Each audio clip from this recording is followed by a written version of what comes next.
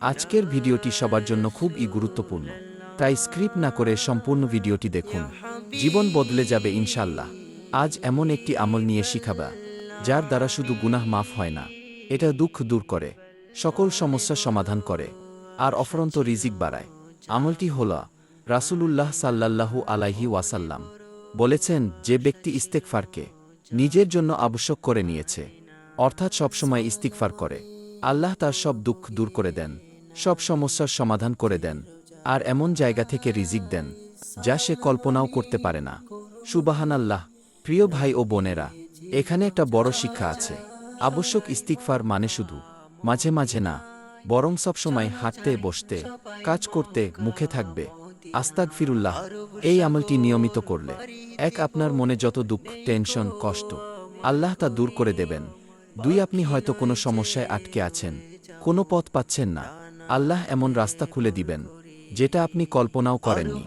আর রিজিক, আপনি যেখানে আশা করেন না, সেখান থেকেই আল্লাহ রিজিক দিবেন। আজ থেকেই আমলটি শুরু করে দিন।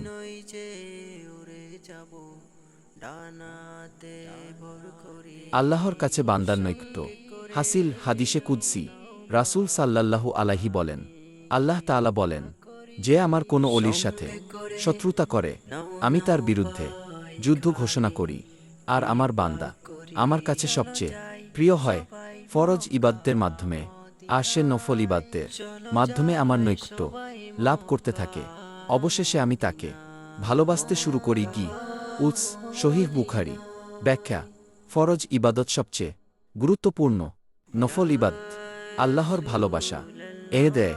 আল্লাহর প্রিয় বান্দা হলে তিনি তাকে হেফাজত করেন, সেজন্য ফরজ, ওয়াজিব ও সুন্নাত আমলগুলা ঠিক রেখে বেশি বেশি নফল ইবাদত করা সকলের জন্য জরুরি।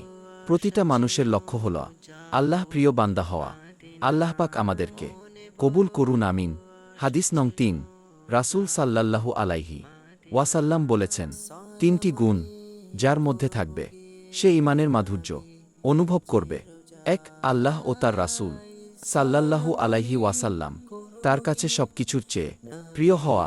দুই, কাউকে ভালোবাসা শুধু আল্লাহর জন্য। উৎস: সহিহ বুখারী ও মুসলিম। সত্যিকারের ঈমান হৃদয়ে অনুভব করা যায়।